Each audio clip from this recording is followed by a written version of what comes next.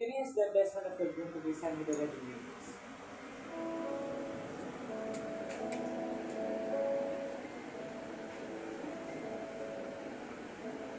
Now, before we proceed, of course, to the tradition of the exchange of rings and to the giving of vows and promises for one another, first, Danilo, Judy, listen carefully to what I'm saying.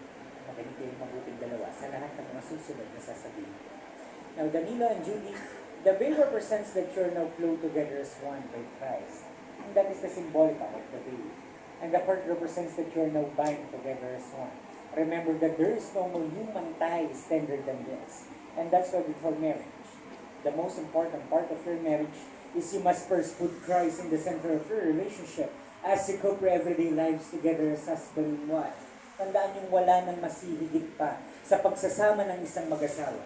Ngayon, katulad ninyong dalawa, Danilo and Judy, hindi yung paglalagay ng dalawa sa Diyos sa pagitan ninyo habang haharapin nyo na ito na bilang ganap na mag-asawa sa mata ng ating Diyos. Did you both understand? Second, you must be very loyal to one another at all times. Well, Danilo, Judy, hindi rin ibig sabihin ngayon bilang ganap na mag-asawa na kayo sa kabila nitong lahat. Mga mahulugan itong magiging magkasama na rin kayong dalawa sa lahat ng oras ng buhay. Well, tandaan ninyo, sa isang mag-asawa, sadya talagang nagkakaroon minsan ng panahon, nagiging magkalayo din sila. So, meron ding mga oras, araw, na darating din para sa inyong dalawa. Danilo, pag nangyari na, dumating na yung mga panahon na yun na tinutukoy kung wala ang misis mo sa tabi mo. Danilo, tandaan mo lang lahat ng pangako para kay Judy. And Judy, of course, you must hold on to your commitment for him. Hindi yung mga panahon dapat mong panghawakan lahat ng pananagutan ng kay Danilo. Isang kayo ng bubuin ng pamilya. Bilang yan ng mag-asawa. Lastly, you must be very open for one another. Because communication is one of the most important factors in marriage. Yung maging bukas ng kayong dalawa sa lahat ng kailangan niyo sabihin at magiging problema na para sa bawat isa. Dahil tandaan niyo ngayon, hindi lang kayo ganap na mag-asawa sa mata ng ating batas, kundi rin siya, pati na rin sa mata ng ating Diyos. Danilo, call your microphone. Danilo, sir? Just yes or no, naniniwala ka pag forever para sa everything mo. Alright, parang nagdalawang isip lang po saglit. But he said yes. Sabi niyo po yes po. Palapakan naman po natin ang ating Diyos. How about the bride? Judy, do you also believe that forever exists for you? Of course, she said yes. Palapakan din po natin ating napakaganda. And I do believe in the both of you. Naniniwala ako sa inyong dalawa. And you both agree that forever's do really exist. That I think your main reason why. Sa tulad ng ibang couple na meron tayo ngayon sa kasalukuyan. They have one another right now. Ganon din kasi kayong dalawa. Danilo and Judy, na meron kayo ng bawat isa sa mga saglit ng buhay ninyo. That's why you really believe na meron talagang forever na nag-e-exist para sa inyong dalawa. Because that's why they say. Yan din ang sabi nila. Yung ibang couple, na kahit ano pa daw klaseng problema ang umabot at dumating sa atin, basta ang pakin natin sa buhay ay yung halimbawa ninyong dalawa. Yung nasa tabi natin sila, kasama natin sila. Well, siguro nga, araw-araw, na maniniwala talaga tayo ng forever para sa atin. Because we believe forever exists, that is because of love o yung pag-ibig. Pero believe me, na minsan dahil sa pag-ibig, na meron din siyang ibang taong minsan na nasaktan o naiwan. Napangakuan ng minahal nila pag di natupad. Minsan ayaw na nga nila magmahal ulit. Takot na silang maniwala may forever pag darating para sa kanila. So, we call them the bitter ones doesn't believe forever exists. But you know what, Danilo and Judy, in our life's reality, sa realidad ng buhay, yung forever na yun, hindi naman talaga lugar yun. Wala pang couple nakakapit na doon. Dahil salita lamang yun. Ang pagsasama kasi ng isang mag-asawa, well, parang paglalakbay lang yan. Tandaan yung hindi na importante kung ano ba ang nag-aantay sa dulo na pupuntahan mo. Kung sa dulo nito, totoo bang may forever o wala? Again, hindi na importante mo. Kasi Danilo, Julie, ang pinakamahalaga sa lahat, yung pagkasama ninyong nilakbay, yung daan ninyong dalawa. Bumagal mo ito, bumilis mo ng takbo nito. Basta tandaan nyo, sabay lang kayo papunta doon sa inyong pakilan. Tandaan nyo, walang perfectong kasal, pero meron patagumpay na pagsasama. Ganun din lahat ng relasyon, walang perfectong relasyon. Hindi kasi lahat ng pagsasama ng isang mag-asawa mabubuo lang sa puro kasiyahan o sa kasaganahan. Meron talaga itong kalungkutan at kakulangan. Kasi meron kayong pagkakaiba. Ang pagkakaiba na yun, magdudulot yun ng hindi pagkakasundo, hindi pagkakaunawaan. Pinakamalala yung nagtatalo ang isang mag-asawa. Well, dapat na may iwasan talaga. Pero Danilo, Judy, handa ng lahat ng mag-asawa, kayang pagtagumpayan, kayang lagpasan lahat ng tinatawag natin problema. Well, sila yung matatawag na nagmamahalan ng totoo. Dahil ang susi sa matagumpay at matatag na relasyon ng isang mag-asawa, yung matalik ng pagkakaibigan. Can we ask again before the sponsor to please remove the board, followed by the very sponsors, please.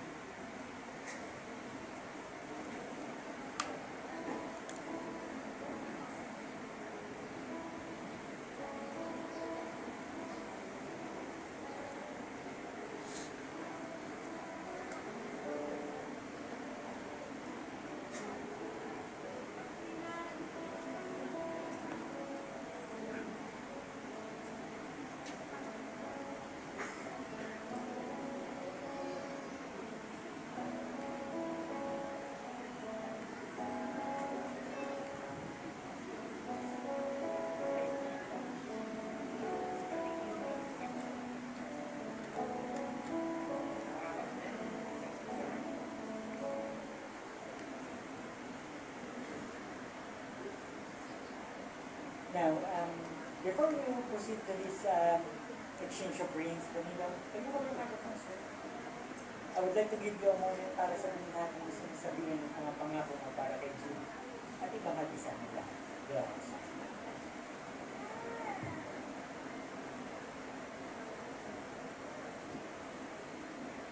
My today as I stand here in front of God, our families and everyone who has witnessed our journey, I make these promises with a full and grateful heart. Sa araw na to, pinapangako ko na ikaw lang ang ibigin ko, tapat, buo at walang alinlangan. I promise to honor you, respect you, and protect the peace we build together.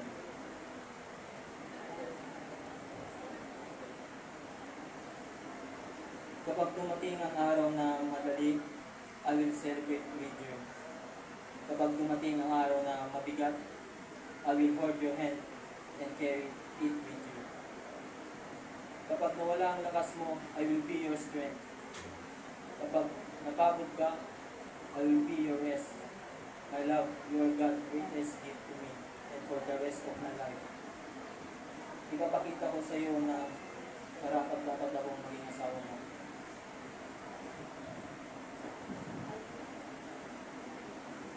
This is my sacred vow.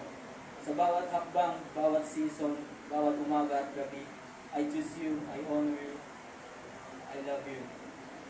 Today, tomorrow, all the days God allows me to walk this life with you.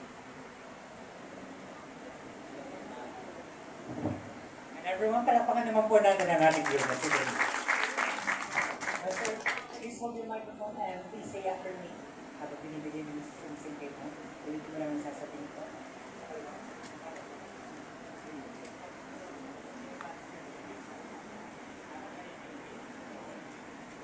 Say after me. Judy, Judy, wear this ring wear this ring as the sign of my love as the sign of my love and fidelity to you and fidelity to you forever and ever. forever and ever. Everyone, palapakan ulit natin. Super. Please hold your microphone, Judy. And this is the day Judy to say your vows and promises for me. And to share with you. Mahal, if there's one thing life taught me, it's that love doesn't always arrive with fireworks. Sometimes it arrives quietly slow, steady, and sure. Ganun ka dumating sa buhay ko. Hindi maingay pero tantan ko agad na ikaw ang tama. Today, I want to tell you the truth, the kind of truth na hindi ko lalo nasasabi out loud. You make me feel safe, you make me feel seen, and you make me feel loved in ways I never knew I needed.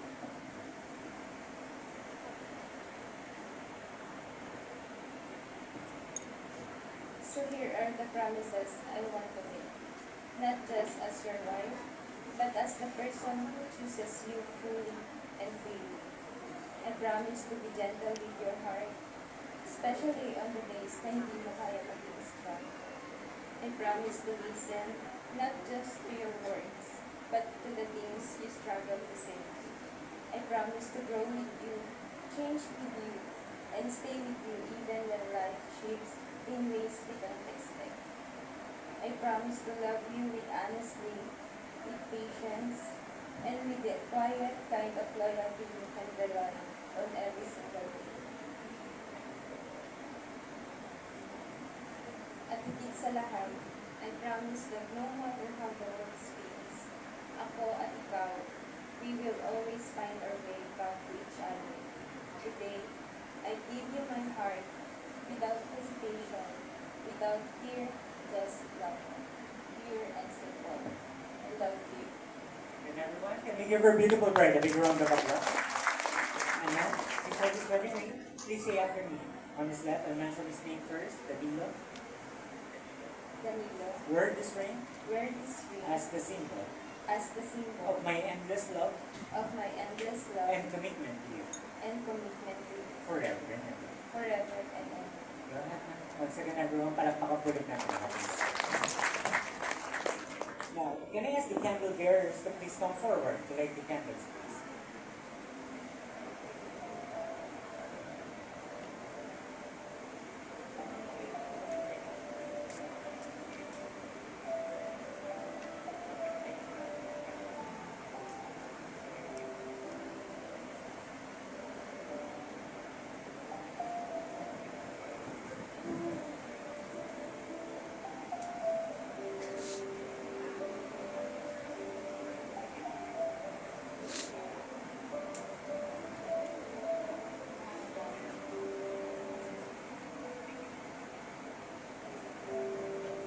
Yeah. I would like to request the parents of the groom to please stand. Mommy and Daddy, tayo po kayo. Tayo po kayo dyan. Sa gilid po.